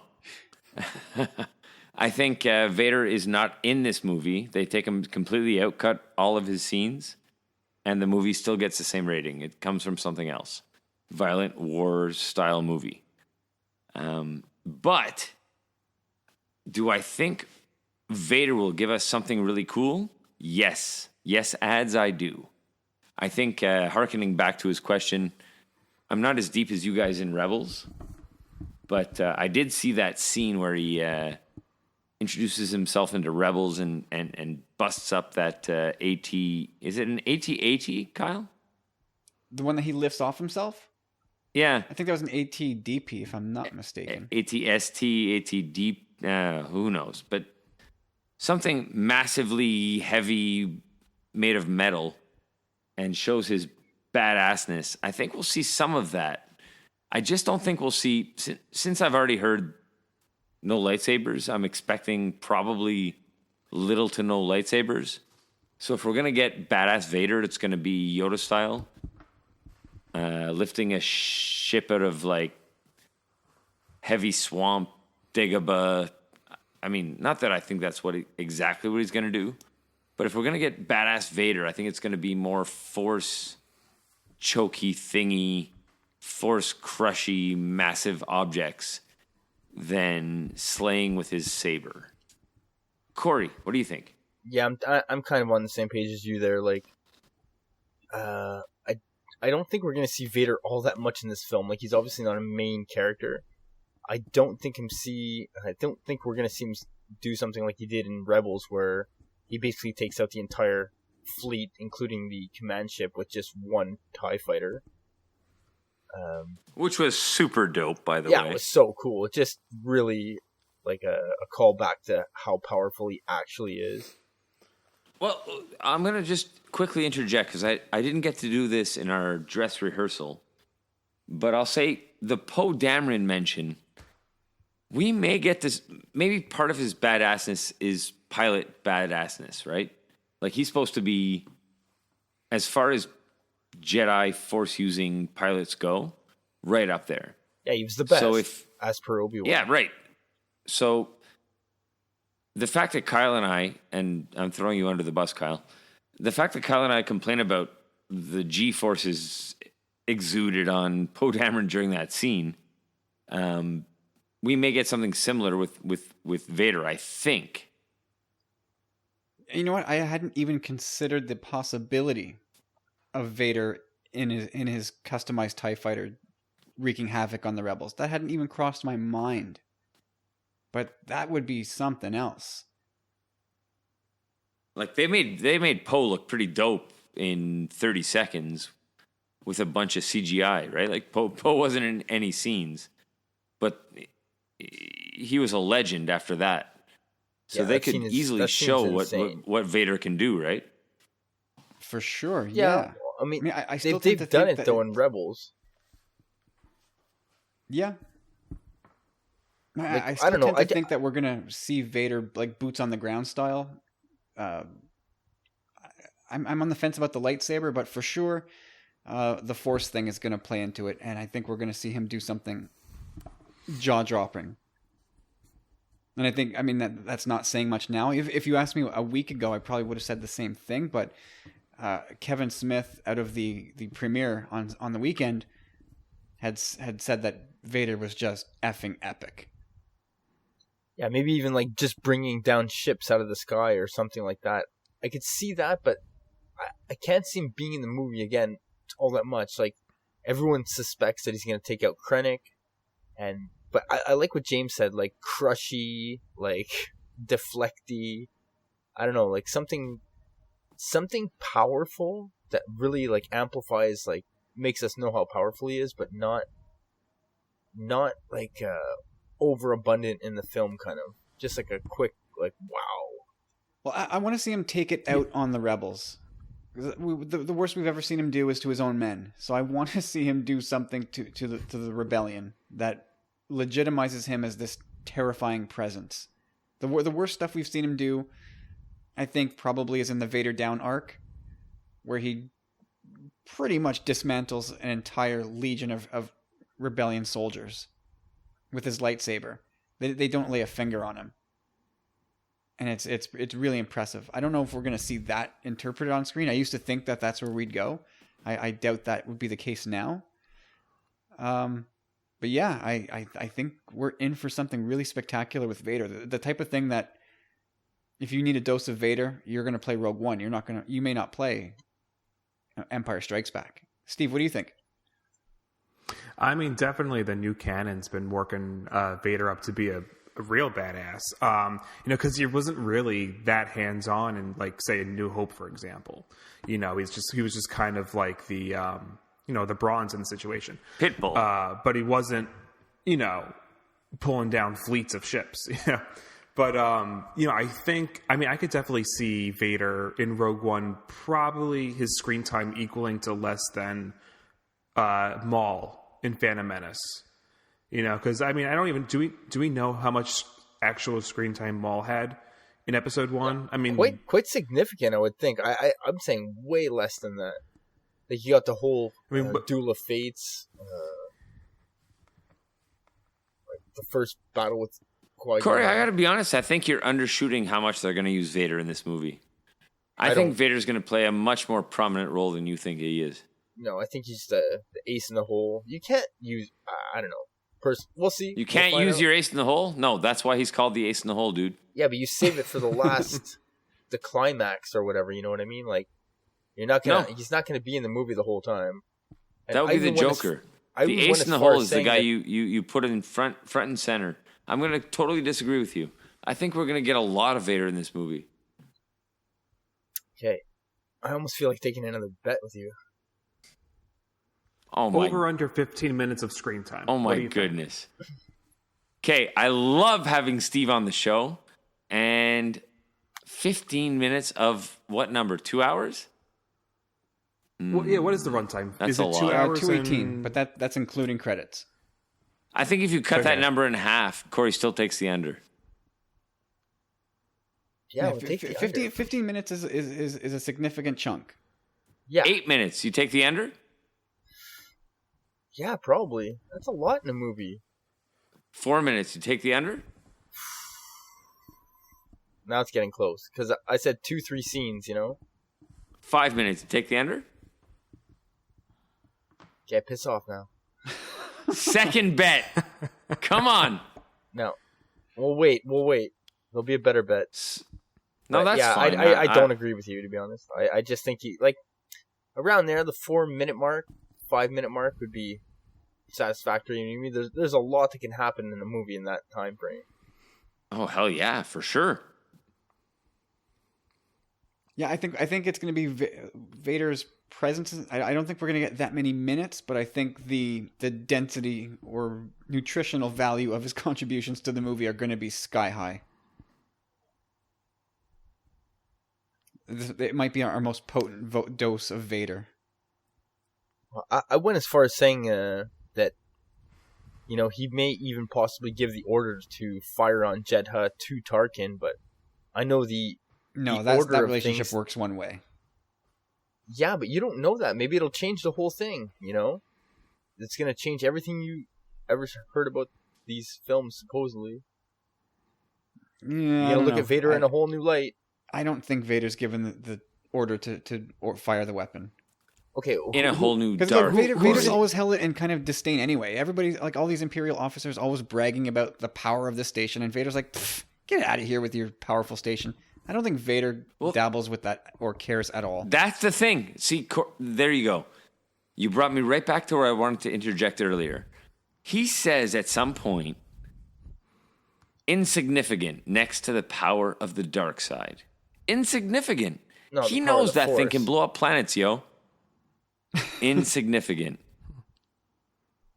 It doesn't mean that he won't fire on a planet just to make his point, and it could totally restructure their relationship. No doubt. But I think my point is, based on that statement, I think we're going to get a lot more Vader than you think. He's got to back that shit up. Sorry, Kyle. Oh, God. What about, who's really in charge when you watch The Force Awakens? Hux or Ren? You know, Hux thinks he's in charge, but when Ren pretty much says the last thing, like Hux is kind of like, eh. Well, it depends on what you consider to be in charge. Who gives the order to fire the weapon?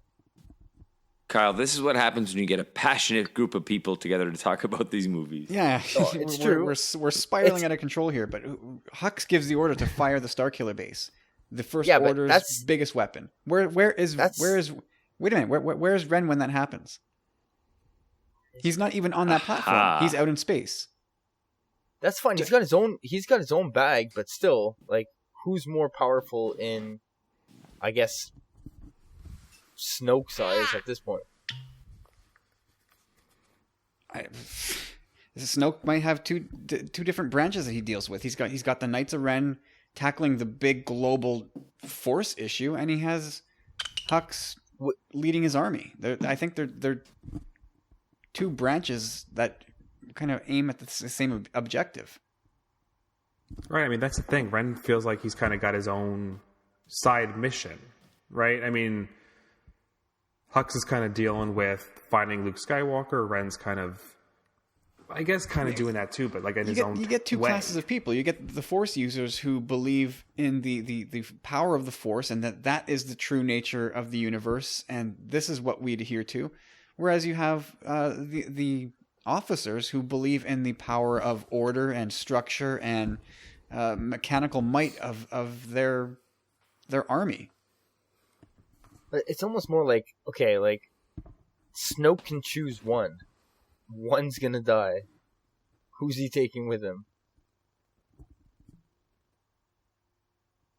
I'm not answering that.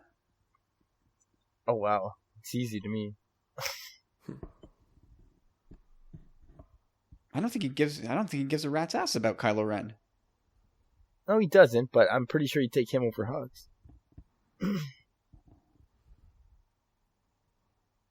I agree with that. No, that's true. If you think about investment of Snoke's time, Hux is a general in the what's the army called? Not First Order. At that point. First Order army. But like Kylo Ren's got investment in time and energy. Like, that's legit. I agree with Corey. I think the Force is the bigger aspect for him as well. It's not. I mean, the war, yes, he has to win that part too, but and not just in terms of like who can play a more pivotal role militarily, but he certainly doesn't have any investment in Hux. No, I think as an officer, certainly more disposable or replaceable. But as Han says, as soon as Snoke gets what he wants, he's gonna crush you. And I think if like, what would Snoke have done if he had gotten his hands on Rey? He'd probably say, "You're way stronger than Ren. Get rid of him," or he would have done it himself. I wonder. It all depends on what the bigger plan is. Like, what are the pieces that Snoke's trying to put in place? You know. So we've gone from Vader to Poe to Snoke and Hux and Ren. We have gone all over the place. All this to say that I think we all agree that Vader's going to do something special. Now, how much screen time he gets is where we don't necessarily see eye to eye, but we all agree that Vader's doing something. Agreed. And then part 2 of Ad's question: your favorite mask or helmet from Star Wars. Corey, what have you got? Well, I kind of got to go. It's not going to be anything profound or whatever, but I love the original concept art for Vader's mask. Has always been my favorite for a mask, but the Rebels Vader's mask really sets it off for me. It's a different mask. It's more slender. It's got the maroon eyes. Like, just, yeah, that's pretty much the coolest one. James? Yeah, I can't easily argue with that. Like, I would love to have found a reason to pick Boba Fett or a snowtrooper or original you know, something other than Darth Vader. But to be honest, Corey, we agree. That is the dopest, baddest ass. Especially considering if you think about it, when you see the Vader mask, you also get the imprinted, breathing, iconic sound that goes with. You just can't beat that. No, it's true. Steve, can we keep being boring about this, or are you going to mix it up? I'm going to mix it up. I don't know, just lately with, I guess, Rebels bringing up, and I've been playing with the mask a lot on the Battlefront game, but the Scout Troopers, they've just kind of been my jam lately. I have them on my characters when I do multiplayer. I don't know, I just think there's just something really cool about it, especially when they're riding on the speeders. I don't know, it's just kind of got like that earthy, warlike vibe to it. Earthy. I like that. That's probably a throwback to Endor. But I totally got your back on that too, man. Like, we have a fellow Commonwealth member, Rob from Gen X. Like, he's slowly building his costume to become a 501st member, and we've seen it recently on Rebels as well. And it's, I guess what kind of got me was the way it opens and the way it sounds. Like, you know, it's a part of Ezra's collection now, so yeah, like it grew on me too. Yeah, absolutely. Right, just like the visor's cool. I don't know. That helmet has grown on me a bit, although, I mean, you guys know me long enough, and what I'm going to say, I love the Imperial Snowtrooper helmet. But just to mix things up a little bit, I will echo what Corey said. The Vader helmet from Rebels, that is by far, the whole look of Vader in Rebels, I love it to death. I think it's so cool. It's so He's different. too tall. He's too tall. He's a bit leaner. I think, kind of narrowing him out a bit plays into that. But I still love the look of him. I think it's super cool. How tall is Kanan? I don't know. 6'1". 6 feet? So how tall is Vader? Like 8'1"? He's like 7 something after his leg implants, no? I don't know if he's over 7 feet, but he's like 6'8" or so. He's got to be over 7 feet. That scene in Rebels, season 2, he's like a foot and a half taller than Kanan. I seem to remember the card for the Power of the Force series being like listing him at like 2.05 meters or something stupid like that. I'm going to Google it. I'd like to. I had a second, just for continuing on the helmet theme. My second shout out would have been to like customized Mandalorian helmets like Sabine's. That's a good call. 2.02 meters, according to StarWars.wikia.com. What is that? That's 6'8". Okay, take a look at that. When you're on your own time, take a look at that scene from season 2. He's like 2 feet taller than Kanan.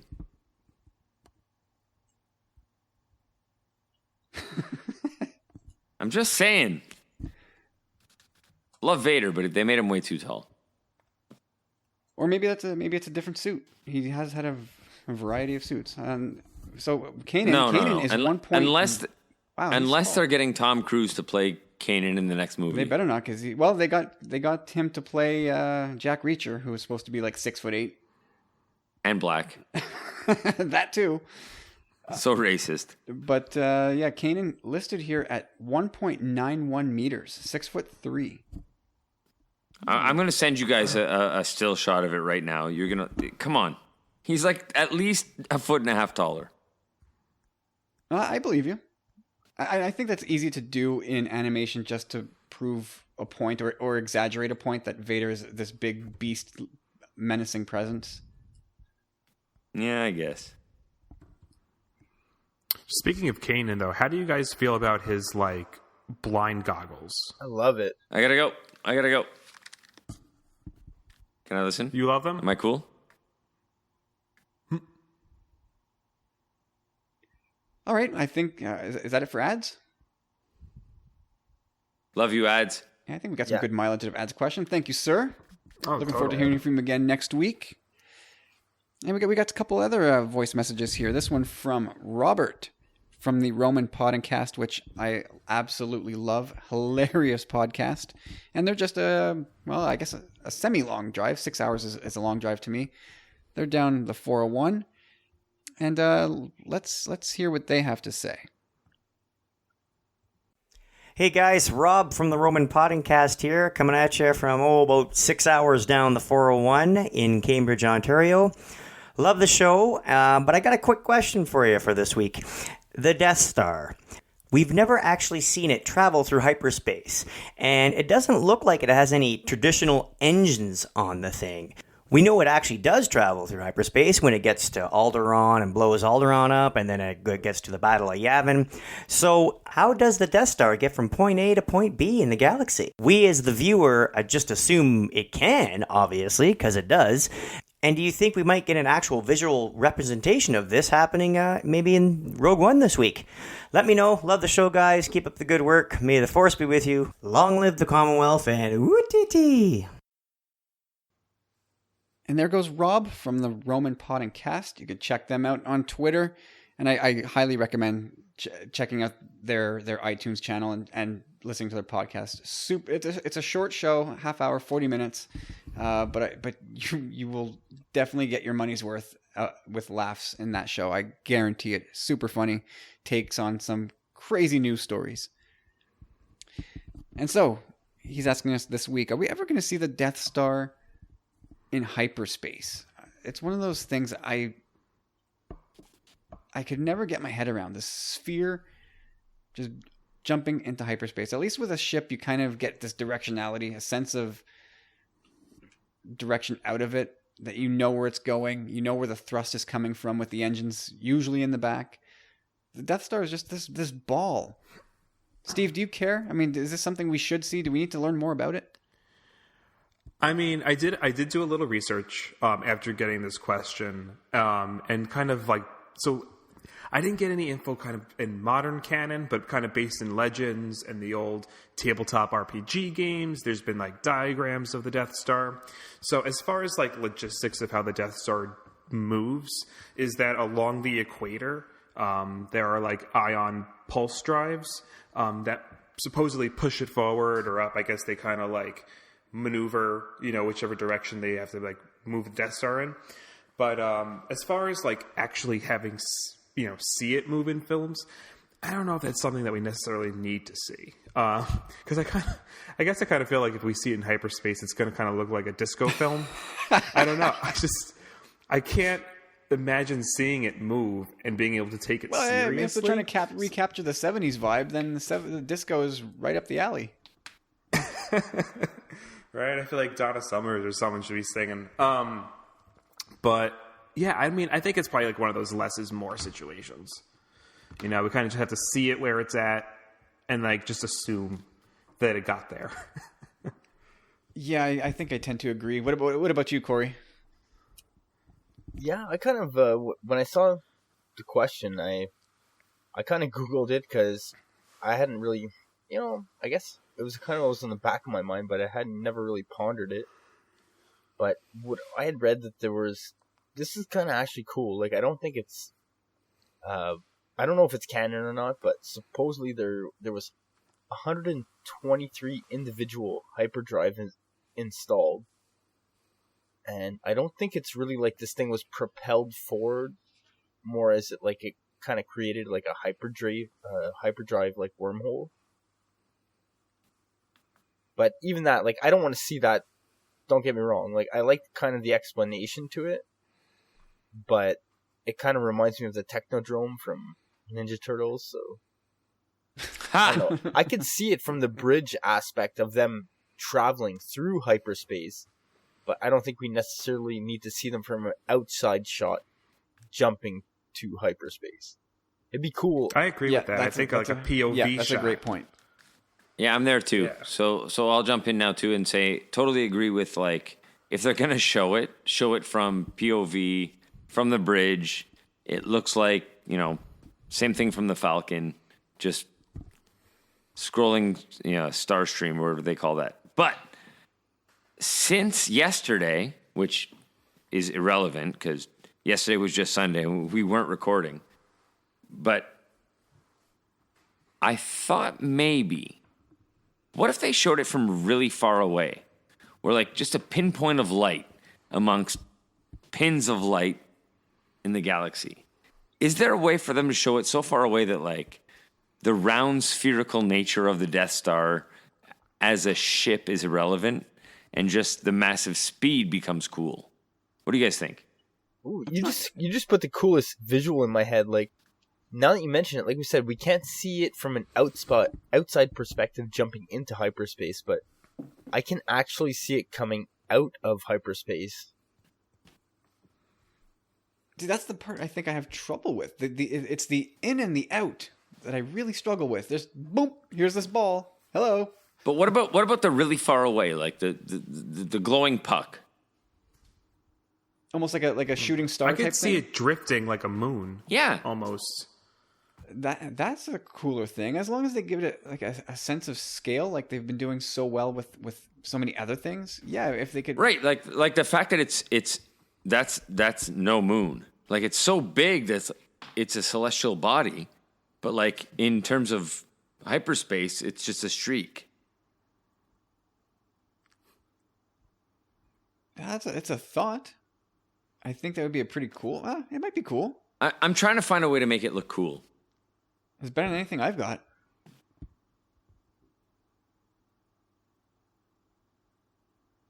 Well, I think that answers that question. Thank you, Robert. Thank you for your support. Thank you for the Christmas card, dude. What? You didn't see? I tweeted it. You didn't see it? I saw the tweet and I saw it live. It's right on his. It's right in Kyle's. Right on his bedroom dresser. Yeah.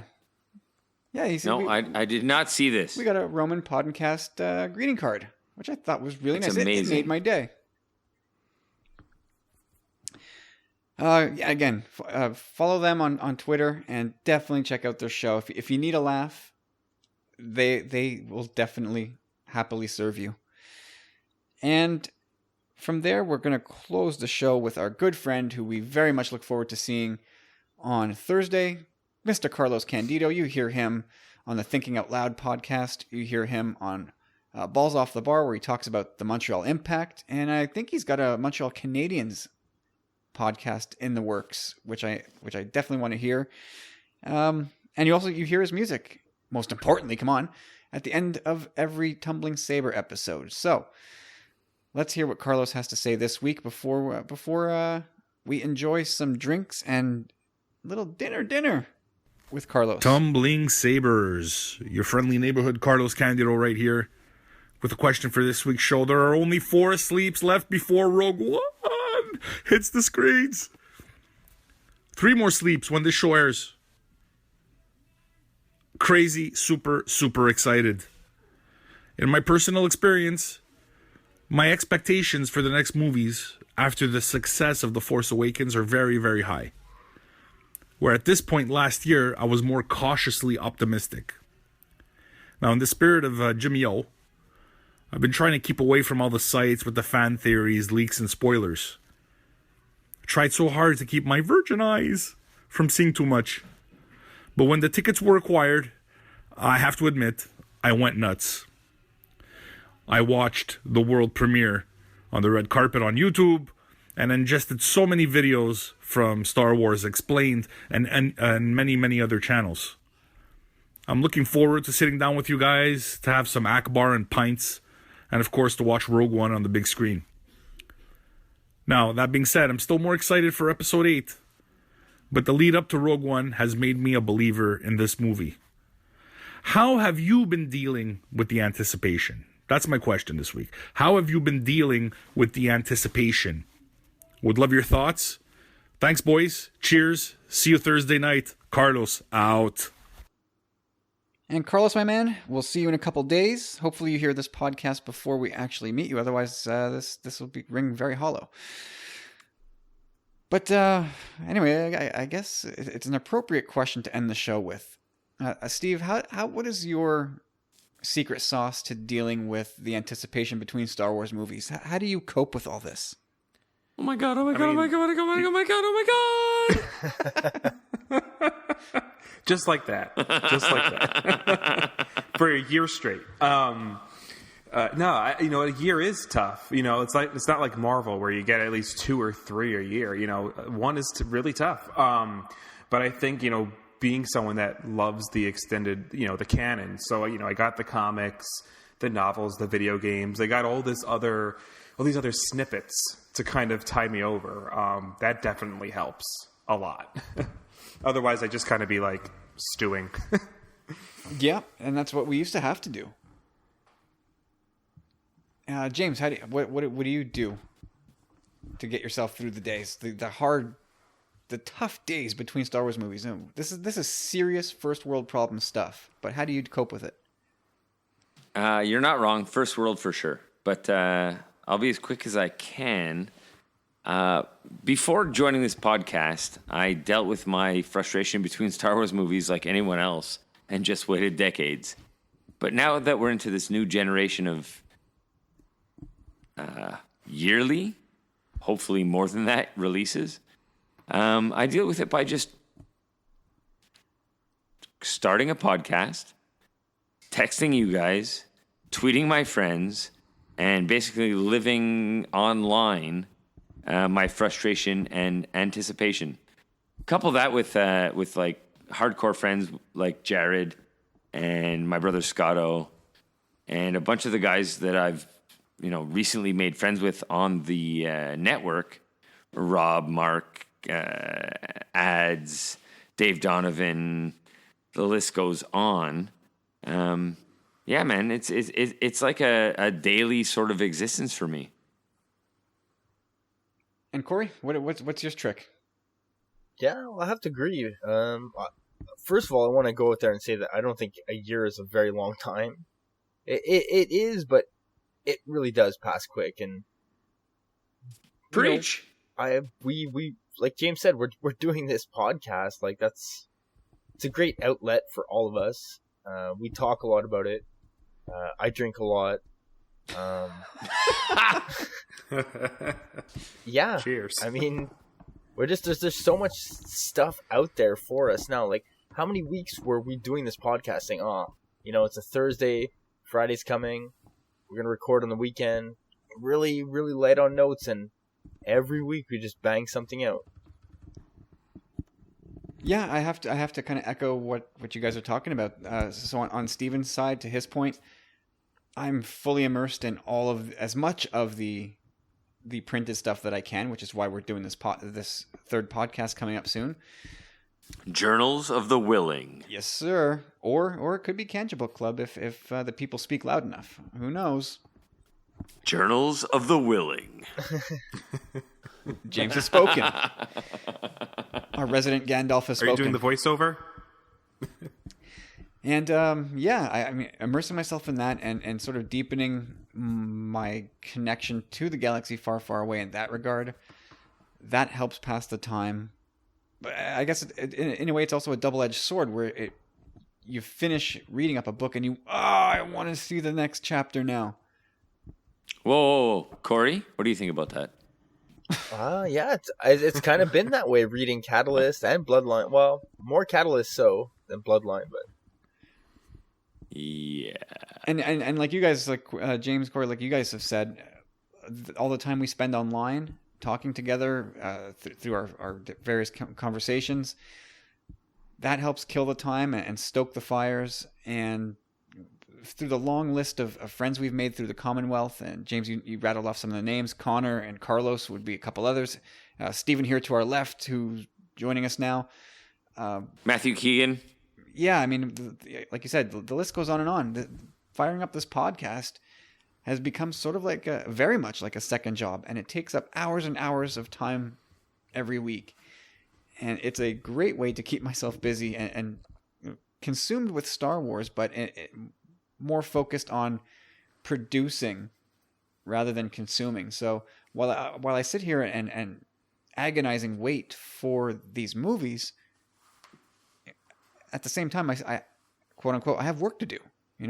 There's blogs to write and podcasts to conceive of and manage, and yeah, it's become kind of easier now to manage these 365-day waits. I gotta chime in there too. Like I never would have thought all this was possible in such a short time span. Like I joined Twitter in April, and just the Commonwealth, everyone involved, like all the boys, like the girls, like everyone is just so cool. Wait, there are girls? So Yes, we have a girl. Come on, Yes. Kyle. Sarah. Well, yes, as part of the Commonwealth, of course, but we don't. I would like to hear from any of our lady followers, listeners. Yeah, that'd be great too. But That's what I was just getting the at. whole Hey, look, thing. The whole thing. To in be general, fair, like, Candace is busy putting your kids to bed. Oh, James, you're not running for the Republican Party, are you? No, Kevin O'Leary beat me to the punch. or sorry, the Conservative Party here in Canada. Oof, shots fired. Hey, did you guys see those pictures I just sent you via Facebook? Come on, Darth Vader is like 11 feet tall. All right, in let's the have a look at first this. one, Oh, jeez. in the first one, I see that I don't agree with you, but the one where he's holding him up, yes. Come on, man. The He's first way one is too because tall. Kanan's kneeling. Yeah, I was gonna say Kanan's kind of down low. Yeah, but even at that, if he stood up, he'd be maybe up to his chest. Maybe. Well, Vader's kneeling a little bit too there. Exactly. He's kinda, like, lunged. Exactly. So- He'd be taller if he wasn't kneeling. The second one I'll give you, but the first one, meh, it's passable. No, that's cool, dude. Look, I really appreciate when we make bets together because I love free food. I love free tickets and food, so Well, we better end the podcast then because he's got a lot of reading to do. Indeed, he does. I gotta get sleep. That's what I need, so I can read properly. And the Perfect. plan is working. Carlos, thank you, sir. Thanks for the question. We will see you in a couple days, sir, and we will enjoy ourselves a grand old time. And that's it, guys. We are a wrap for episode 54 of the podcast. A rap? Because I actually wrote a song recently about a tortilla. It was more of a rap.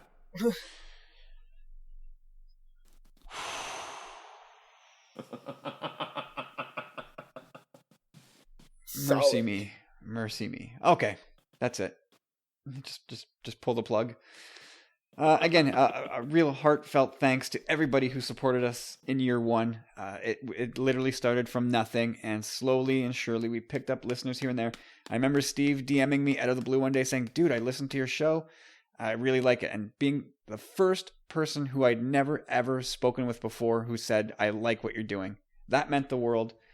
Oh, I still remember that. And I love hearing that. That's a big deal, Steve, man. it is. And also, I'm going to point out, Giango Fett is probably one of the most dope tag names I've heard. Thanks. I was like trying to how do I turn my name into a Star Wars name? I was like going by syllable. I was like, all right, does this thing sound like that? And Very, landed on that. very, very solid.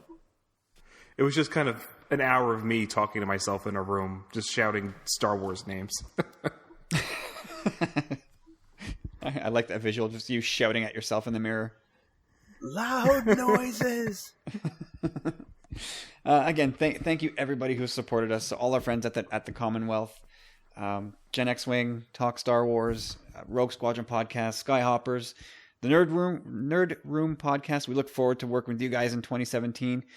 Our friends, Randomitable, Ads, Connor, Stu Baca. You guys know who you are. You guys have been great friends to the show. We really appreciate you.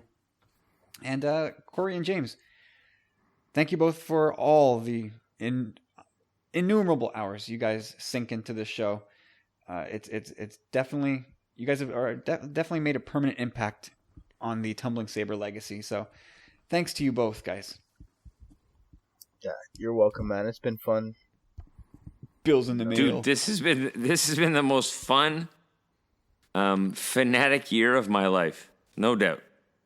Yeah, this podcast kind of grabs you by the ear and just sort of drags you around as you realize the work that kind of has to go into it, and sometimes you're not up to it, but we kind of psych ourselves up for it, and week after week we have yet to miss a show.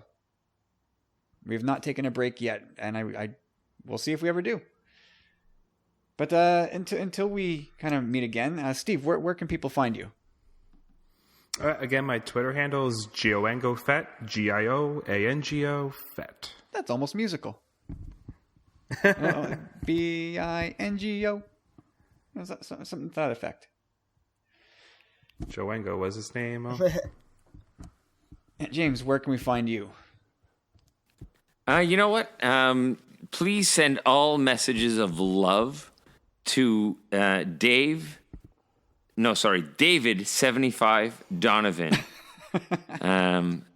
All love messages there, and all your hate, Tommy Bombadil 1. Well, there you have it. And Corey, where can we find you on Twitter? I thought James was setting me up there first, but everyone can reach me at Chop Rules with a Z. I'm at Tumbling Saber. Once again, if you can find it in your hearts at this time of year, it's the holidays, it's time of giving. Please head over to iTunes and drop us a quick review. It really does help the show get some additional exposure. We would love you forever if you could do that for us. And otherwise, we'd love to hear from you on Twitter, like we just mentioned our handles. And we'll be back. Thanks for your ears, and we'll be back actually in maybe a day or so from now, with Journals of the Willing, breaking down Catalyst. Me and Steve will have that hot off the press for you. So look out for that. But not Corey. No. Baby steps, baby steps. Is there a Spark Notes version? When that? can I start busting James's Cole's balls notes, about Cole's watching notes. Rebels? Is that going to happen anytime soon? No, Corey. I didn't know you to be wanted fair, that. we can cut this from the show. Oh, it's not rolling. This thing is still rolling. I have no intention of doing a whole lot of editing today. So call me out, Corey. I just did. Oh, but we have no bet there. We're gonna have to work on your calling out technique. Yeah, we have no bet on that though. So We'll figure it out. Get ready. Once our bellies luck, are buddy. nice and full on Thursday, we'll figure it out. Yeah, for sure. Yeah, James seems super keen on that. Well, I thought the bet was when Corey produces a podcast episode, James will finish Rebels. I'll be finished Rebels way before Corey produces a podcast episode. No way, man. Yeah, I way, think man. we have the groundwork for a next bet. No, I'm just trying to set him up right now. I could do it, James. I promise. Just finish Rebels. You know what that? And I'll be so close. You know what that tells me? He's ready to not lose the next bet because he knows he's gonna lose this one. No, I'm just gonna make it 1-1 in the series. That's all. That's fine. I get it. But it's 0-1 for now for you. He's calling it. He's first past the post here. He's calling it.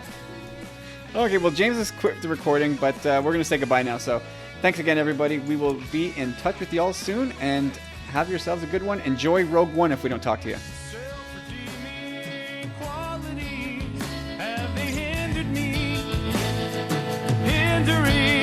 Was I blind to see that you needed me, all of me? Well, you were there for me. I will be there too, watching, listening, every moment, wanting all of you, and I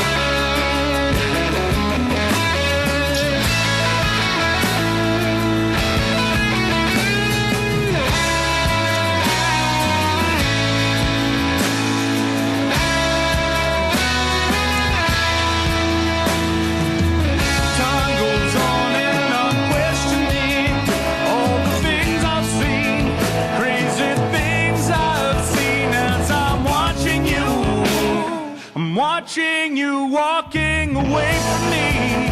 Were you watching me?